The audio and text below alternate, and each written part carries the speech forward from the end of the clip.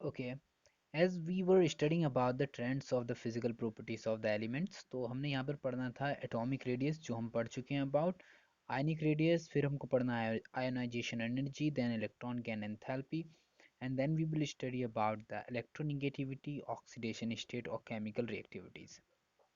Before go through, एक बार revise कर लेते हैं हम लोग कि एटॉमिक रेडियस क्या होती है। तो हमने बोला था कि किसी भी एक पीरियोडिक टेबल के अंदर अगर हम लेफ्ट से राइट जाते हैं तो this is called the period.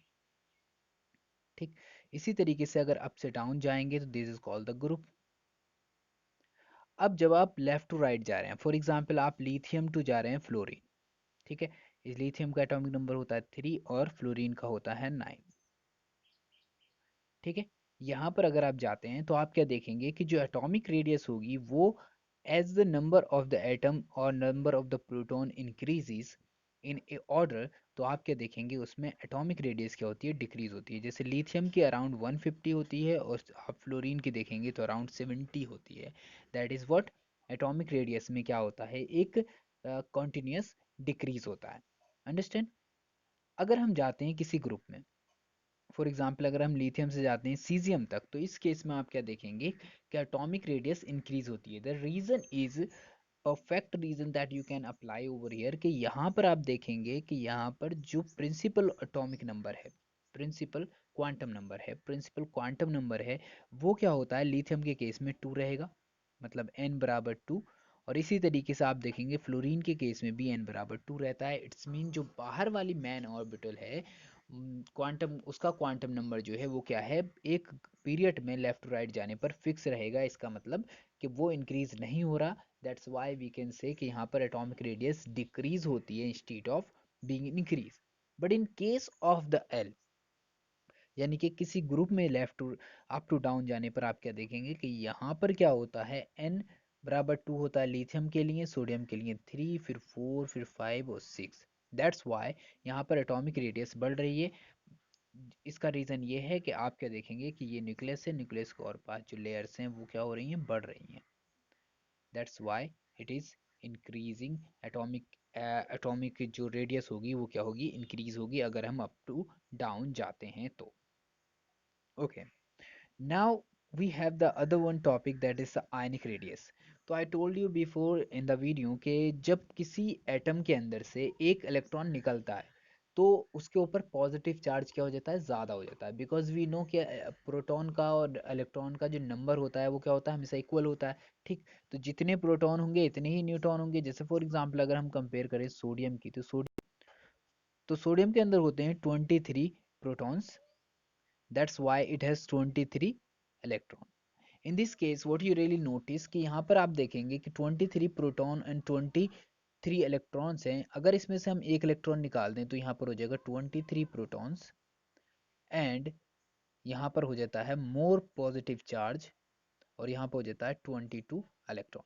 That's why जो प्रोटॉन्स होते हैं वो क्या करते हैं, जो निगेटिव चार्ज है उसे अपनी ओर अट्रैक्ट करने लगते हैं, यानी कि बहुत तेजी से अट्रैक्ट करने लगते हैं। And just because of that जो एटम का साइज है वो क्या हो जाएगा, डिक्रीज हो जाएगा, डिक्रीज होने लगता है। Understand.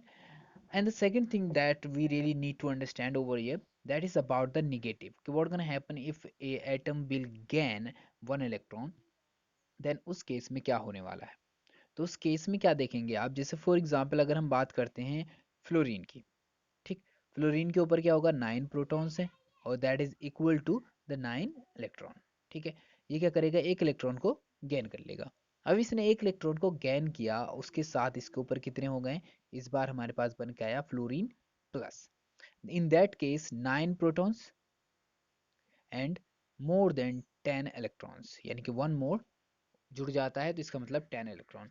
That's why what gonna happen कि यहाँ पर जो ऑर्बिट्स होंगी बाहर वाली और उसके अंदर वाली, ठीक, अब ये ऑर्बिट्स क्या होती हैं, ये एक दूसरे को, ये इलेक्ट्रॉन का बाहर ज़्यादा चार्ज होने की वजह से ये जो ऑर्बिट्स होती हैं वो एक दूसरे को क्या करने लगती हैं, ज़्यादा रिपेल करने लगती हैं। अंडरस्टैंड, ज़्यादा रिपेल करने लगती हैं। जस्ट बिकॉज ऑफ दैट क्या होता है कि एटम का साइज क्या हो जाता है, अपने पेरेंट्स एटम से इंक्रीज हो जाता है, यानी कि पेरेंट्स एटम से ज़्यादा हो जाता है, because number of electron increase हो चुके हैं। You got it. Okay, now we discuss something else. that is really interesting if you really want to know about it. So here we are doing this.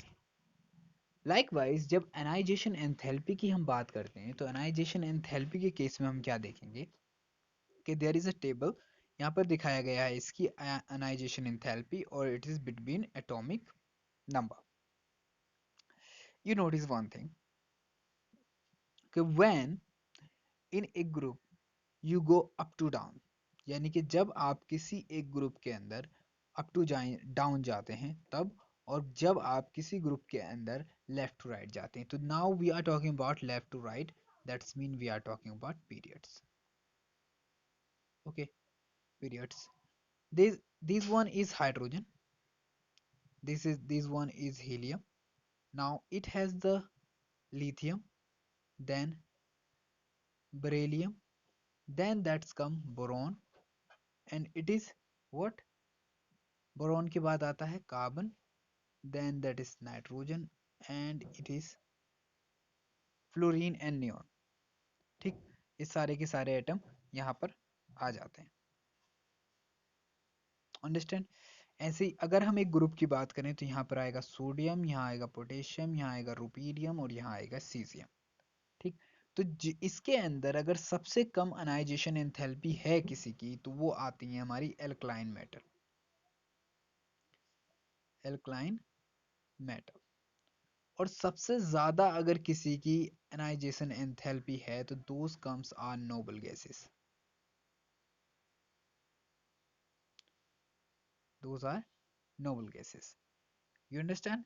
तो इस case में क्या होता है कि जब जैसे ही हम देखते हैं कि जब हम किसी पीरियड में लेफ्ट टू राइट जाते हैं तो उस केस में क्या होगा, अनाइजेशन एंथैल्पी लेफ्ट टू राइट जाने पर हमेशा ही क्या होगी, इंक्रीज होगी. ठीक है. और जब हम अप टू डाउन जाते हैं तो you can see it is कि उस केस में अनाइजेशन एंथैल्पी जो होती है डिक्रीज होती है. ठीक, तो किसी पीरियोडिक टेबल में, suppose this is a periodic table, अगर आप लेफ्ट टू राइट जाएंगे तो अनाइजेशन एंथैल्पी जो होती है वो क्या हो जाती है, increases, increases. But up to down जाने पर अनाइजेशन एंथैल्पी क्या हो जाती है, decreases. Understand. This is what we are talking about. Got it. Now, sorry, now we have something to do. That's what, कि क्या होता है अगर हम क्वांटिटेटिव मेजरमेंट लेते हैं टेंडेंसी ऑफ एलिमेंट कि वो कैसे इलेक्ट्रॉन लूज करेगा, यानी कि कितनी एनर्जी लेकर इलेक्ट्रॉन को यूज लूज करेगा, that is called the ionisation enthalpy. और ये रिप्रेजेंट करती है requirement to remove an electron from an isolated gaseous atom, यानी कि कोई गैसेस स्टेट के अंदर कोई एटम है, उससे एक इलेक्ट्रॉन को लूज करने के लिए कितनी एनर्जी की ज़रूरत होती है इन इट्स ग्राउंड स्टेट. और ये that must be in the ground state, मतलब इलेक्ट्रॉन उसकी ऑर्बिट के अंदर रहना चाहिए. अगर किसी अदर वर्ड्स में हम बात करें तो first ionisation enthalpy for element X is the enthalpy that is ionisation enthalpy for reaction is, कि यहाँ पर हमारे पास कोई गैसेस स्टेट में कोई एटम था. ठीक, और उस एटम से क्या होता है, एक इलेक्ट्रॉन निकल जाता है और एटम के ऊपर पॉजिटिव चार्ज आ जाता है इन दैट केस. ठीक है.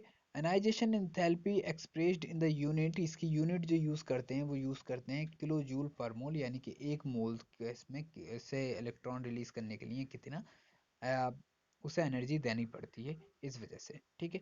फिर सेकंड अनाइजेशन एनर्जी जो होती है हमेशा ही हायर होती है फ्रॉम फर्स्ट अनाइजेशन एनर्जी. और इसका रीज़न जो, क्या मेन रीज़न जो है इसका, वो ये है क्योंकि इलेक्ट्रॉन जो होता है जब हम सेकंड टाइम उसकी बात करेंगे तो इलेक्ट्रॉन के ऊपर, एटम के ऊपर पॉजिटिव चार्ज होगा. अब वो इलेक्ट्रॉनों को बहुत ज़्यादा अट्रैक्ट करने लगता है, यानी कि अपने ओर बहुत फोर्स से अट्रैक्ट करने लगता है, तो इससे इलेक्ट्रॉन निकालने के लिए भी क्या होता है, हमें ज़्यादा एनर्जी देनी पड़ती है. ठीक. Energy is always required to remove electron from an atom and hence ionization enthalpy are always positive.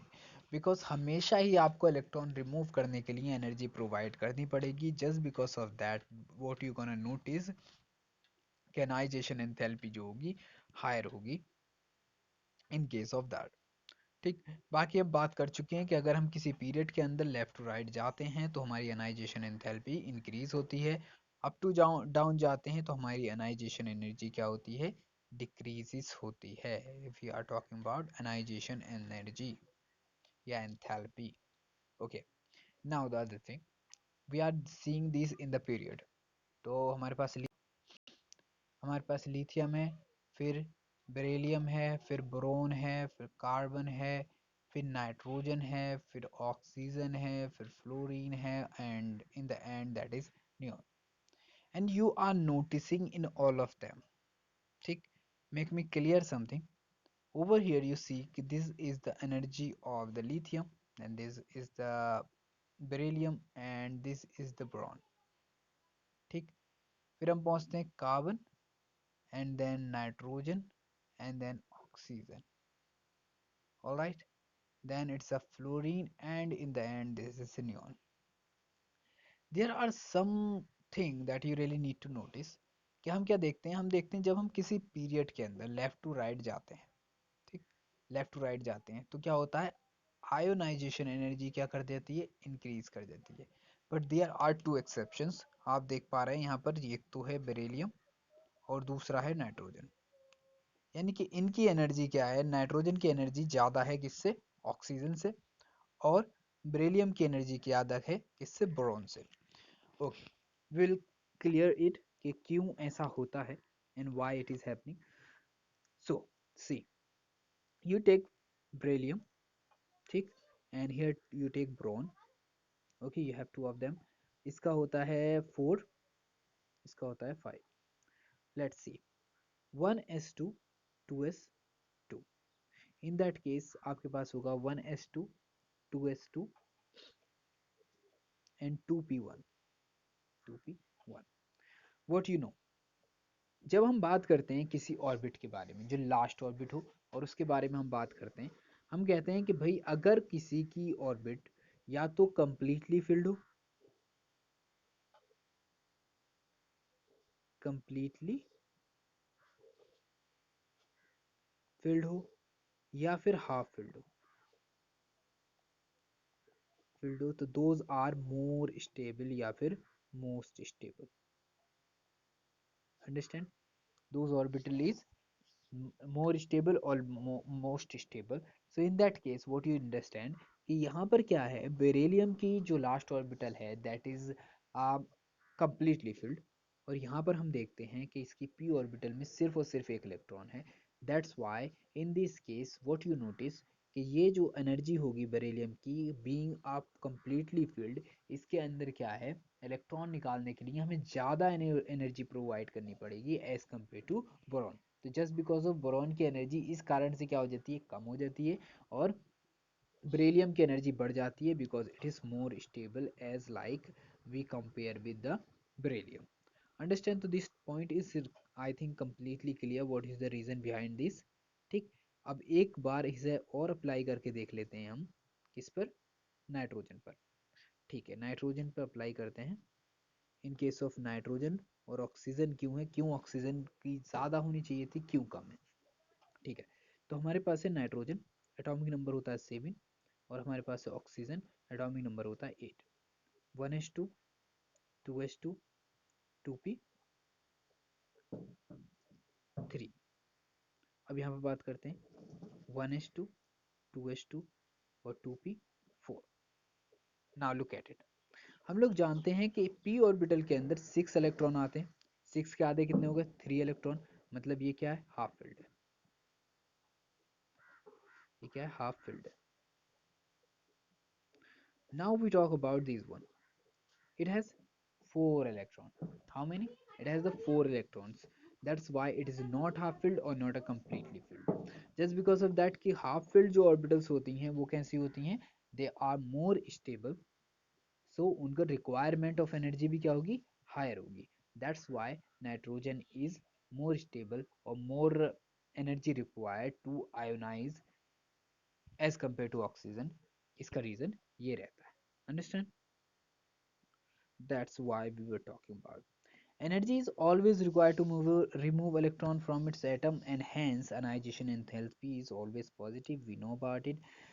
क्या होता है, सेकेंड आयनाइजेशन एंथैल्पी क्या हो जाती है, हमेशा हायर हो जाती है फर्स्ट आयनाइजेशन एंथैल्पी से, बिकॉज क्योंकि इलेक्ट्रॉन और प्रोटॉन के बीच में अट्रैक्शन ज़्यादा बढ़ जाता है एक इलेक्ट्रॉन निकलने के बाद, इसलिए सेकेंड इलेक्ट्रॉन निकालने के लिए हमें ज़्यादा एनर्जी रिक्वायर्ड होती है।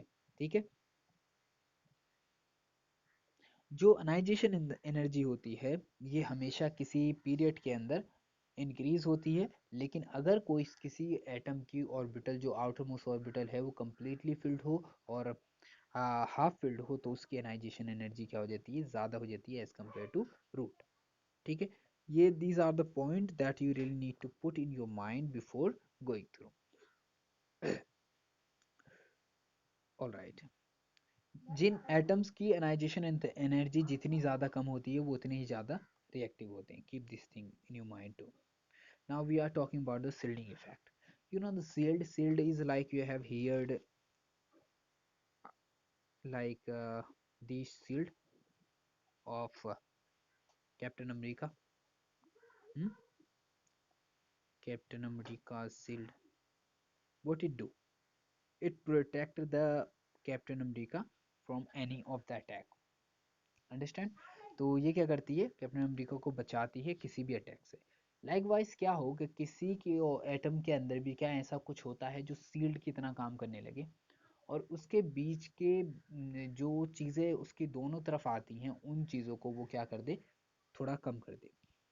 जैसे हम बात करते हैं मल्टी इलेक्ट्रॉन एटम के बारे में, तो electrons are present in outer most shell, they do not experience the positive charge, full positive charge are called shielded or screening effect of the nucleus.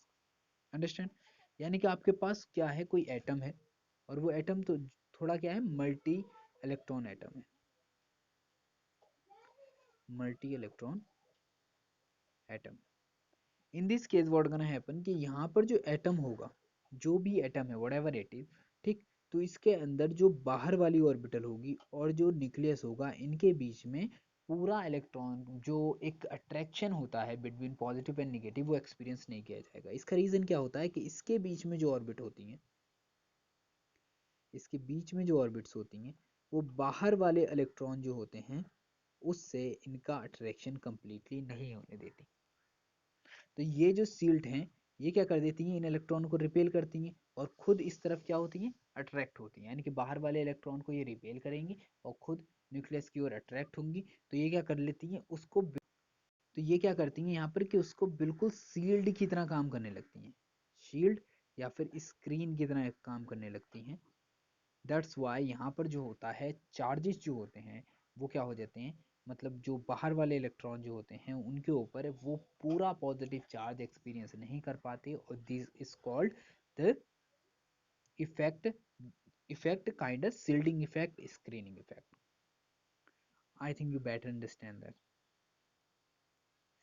In the same subshell, the p electrons will get shielded away by the s electron, or p electron is always from the influence of nucleus and hence it does not experience a complete positive charge from the nucleus। यानी कि अगर किसी के अंदर कोई s block है यहाँ पर, तो जो बाहर वाली p ब्लॉक होगा, p शेल होगी, वो क्या करेगी कि चार्ज जो न्यूक्लियस की ओर अट्रैक्शन होगा उसे completely एक्सपीरियंस नहीं कर पाएगी। That's why it is called the shielding effect. अगर हम बात करते हैं आयोनाइजेशन की, and the atomic radius are correlated in two ways, यानी कि जो इसकी एटॉमिक रेडियस होती हैं क्या वो कोरिलेटेड होती हैं टू वेज में। तो पहला है attraction of electron toward the nucleus, के जो इलेक्ट्रॉन होते हैं वो न्यूक्लियस की ओर ऑलवेज अट्रैक्ट होते हैं। दैट्स बिकॉज क्योंकि न्यूक्लियस पे पॉजिटिव चार्ज है, इलेक्ट्रॉन पे नेगेटिव चार्ज है, तो those electron have to attracted toward the nucleus. The repulsion of the electron from each other, और ये इलेक्ट्रॉन जो होंगे वो क्या करेंगे, एक दूसरे को रिपेल करेंगे because both have the negative charge. अब निगेटिव चार्ज क्या करते हैं, एक दूसरे को रिपेल करते हैं। ठीक है, ऐसे ही जो पॉजिटिव चार्ज होगा, positive charge always attract each other. Understand? जैसे इलेक्ट्रॉन निगेटिव निगेटिव एक दूसरे को रिपेल करते हैं, ऐसे पॉजिटिव चार्ज पॉजिटिव निगेटिव क्या करते हैं, एक दूसरे को अट्रैक्ट करते हैं। Understand? So these both the laws work on each other. That's why we notice some kind of the properties. तो जो इफेक्टिव न्यूक्लियर चार्ज एक्सपीरियंस किया जाता है बैलेंस इलेक्ट्रॉन के द्वारा। अब बैलेंस इलेक्ट्रॉन कौन से होंगे? जो बाहर होंगे, जो किसी भी एटम के सबसे बाहरी ऑर्बिटल में जो इलेक्ट्रॉन होंगे उन्हें ही बोलते हैं आउटर मोस्ट, जो इलेक्ट्रॉन्स होंगे those were called the balance electron. ठीक है, तो ये क्या होंगे? ये एक्चुअल में जो एक एटम अट्रैक्ट करता है, एक एटम का न्यूक्लियस अट्रैक्ट करता है इलेक्ट्रॉन्स को बाय द पावर, यानी कि जितनी पावर से एक न्यूक्लियस इलेक्ट्रॉन को अट्रैक्ट करेगा, तो आउटर मोस्ट इलेक्ट्रॉन वाले क्या करते हैं, वो उस पावर को या उस न्यूक्लियर चार्ज को, न्यूक्लियर अट्रैक्शन को अपने ऊपर फील नहीं कर पाते उस इफेक्ट को। Just just because of that you notice कि ये कहलाता है सील्डिंग इफेक्ट, यानी कि ये क्या है, एक सील्ड की तरह काम करने लगता है और बाहरी इलेक्ट्रॉन जो होते हैं इस चीज को एक्सपीरियंस नहीं कर पाते properly. Now we talk about some other properties, those were included in anomalies। ठीक है, तो 2s electron of lithium is shielded away. ये क्या 2s इलेक्ट्रॉन जो होते हैं किसके अंदर? लिथियम के अंदर, क्या वो शील्डेड अवे हो सकते हैं? ठीक, तो देखते हैं कि 2s electrons in lithium shielded from the nucleus by the inner core of 1s electron। यानी कि जो 2s electrons होंगे वो shielded कर दिए जाते हैं किसके द्वारा, किसके थ्रू? जो उसके अंदर 1s ऑर्बिटल होगी, यानी कि इसका इलेक्ट्रॉनिक कॉन्फ़िगरेशन हो जाता है 1s2 और 2s1। तो इन दैट केस क्या होगा, ये 1s2 जो इलेक्ट्रॉन्स हैं ये 2s1 को क्या कर देंगे, सील्डेड कर देंगे। ठीक, यानी कि इसको एक्सपीरियंस नहीं होने देंगे, किसके थ्रू? न्यूक्लियस के थ्रू।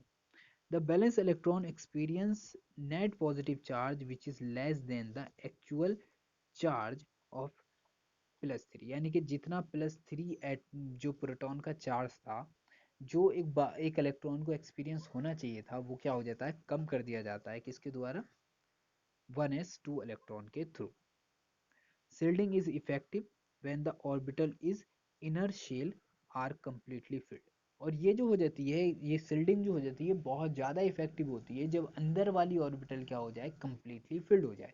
जैसे कि हम देख रहे हैं 1s क्या है यहाँ पर, completely filled है, दैट्स वाई ये बहुत ज़्यादा इफेक्टिव हो जाती है। इन दिस केस जो एल्कलाई मेटल्स होती हैं which have single outer most electron, यानी कि जिनके अंदर सिर्फ एक इलेक्ट्रॉन पाया जाता है, वो क्या करती हैं, अपने इलेक्ट्रॉन को लूज करने के बाद कॉन्फ़िगरेशन ले लेती हैं किनका? नोबल गैस का। बिकॉज क्योंकि इनकी लास्ट ऑर्बिटल में क्या हो जाते हैं, इतने ही इलेक्ट्रॉन हो जाते हैं जितने कि नोबल गैस में होते हैं। जैसे कि लिथियम के अंदर क्या बचेगा, जब प्लस चार्ज आ जाएगा तो इसका कॉन्फ़िगरेशन बचेगा 1s2, और दिस इज लाइक हीलियम, और हीलियम क्या है, एक नोबल गैस है। जब हम लिथियम से फ्लोरीन की ओर जाते हैं, ठीक है, किसमें? सेकंड पीरियड के अंदर, तो आप देखेंगे यहाँ पर सक्सेसिव इलेक्ट्रॉन्स आर एडिंग, यानी कि यहाँ पर इलेक्ट्रॉन जो है लगातार ऐड हो रहे हैं। ठीक है, किस में ऐड हो रहे हैं? कि जो सेम प्रिंसिपल क्वांटम नंबर है, यानी कि जो 2 क्वांटम नंबर चल रहा है सेकंड पीरियड के अंदर, उसके अंदर लगातार इलेक्ट्रॉन क्या हो रहे हैं, ऐड होते जा रहे हैं। And the shielding of the nucleus charge by inner core of electron does not increase. लेकिन जो अंदर वाले इलेक्ट्रॉन है, यानी कि 1s2 वाले इलेक्ट्रॉन जो हैं वो कैसे हैं, कांस्टेंट है, यानी कि उनमें कोई भी इंक्रीज नहीं हो रहा है। दैट्स व्हाई यू सी कि much to compensate for the increase attraction of the electron on the nucleus. तो वो क्या करेंगे, जो बाहर जो इलेक्ट्रॉन की नंबर बढ़ रही है उन्हें उस तरीके से फिर क्या नहीं कर सकते, सील नहीं कर सकते। तो जो न्यूक्लियस का और जो बाहरी इलेक्ट्रॉन है आउटर मोस्ट के, उनके बीच का अट्रैक्शन क्या होता जाएगा, इंक्रीज होता जाएगा। और across a period increasing nuclear charge outweigh the shielding, यानी कि जब किसी पीरियड में जाते हैं तो जैसे ही चार्ज इंक्रीज करता जाता है तो वो सील्डिंग को क्या कर देता है, आउटवेट कर देता है, यानी कि कम कर देता है। यानी कि सील्डिंग जो हो जाती है कम हो जाती है, और outer most electrons hold more and more tightly with the ionisation enthalpy increases across the period. और इसी कारण से क्या होता है कि जो आउटर मोस्ट इलेक्ट्रॉन्स होते हैं वो बहुत ज़्यादा तेजी से अट्रैक्ट होते हैं टूवर्ड न्यूक्लियस, एंड जिसकी वजह से एंथैल्पी इंक्रीज होने लगती है। As we go down the group, जब हम ऊपर से नीचे जाते हैं तो outer most electrons being increasingly further from the nucleus, तो इससे क्या होता है कि जो आउटर मोस्ट के इलेक्ट्रॉन होते हैं वो न्यूक्लियस से काफ़ी दूर जाते हैं, क्योंकि प्रिंसिपल नंबर बढ़ रहा है, यानी कि प्रिंसिपल प्रिंसिपल क्वांटम नंबर बढ़ रही है। तो जो इलेक्ट्रॉन है वो ऑटोमेटिकली क्या है, न्यूक्लियस से दूर जाते जा रहे हैं। इस केस में क्या होता है कि शील्डिंग जो हो जाती है वो इंक्रीज हो जाती है, जिससे न्यूक्लियर चार्ज जो इलेक्ट्रॉन के द्वारा एक्सपीरियंस किया जाएगा इनर लेवल पर, वो क्या हो जाएगा, ज़्यादा हो जाएगा, और आउटर लेवल पर क्या हो जाएगा, कम हो जाएगा। तो increasing shielding outweigh increasing the nuclear charge, and the removal of the outermost electron requires less energy. इसी वजह से क्या होता है कि इससे इलेक्ट्रॉन को रिमूव करने के लिए हमें लेस एनर्जी प्रोवाइड करनी पड़ती है जब हम किसी ग्रुप में ऊपर से नीचे जाते हैं, यानी कि अप टू डाउन जाते हैं। Second point we discuss here about the beryllium. Before that, I pack up this video over here. We will discuss these all the things in the next video that will come tomorrow. Thank you.